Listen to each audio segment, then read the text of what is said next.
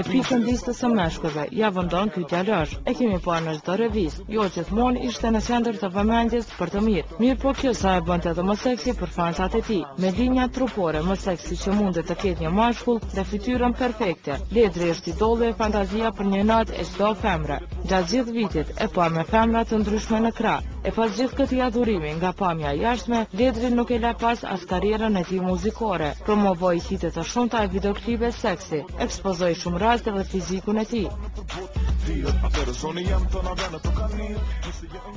E gjithë kjo arritje e Ledrit gjatë gjithë vitit e bëri që ky djalosh të kryesej listën e të radhitër në vendin e parë, duke u cilësuar si mashkulli më seksi në skenën tonë për herë të dytë. Edhe viti 2010 ishte i tëri për Ledrin. Të shohim viti tjetër se si do jetë e ku do të pozicionohet ai.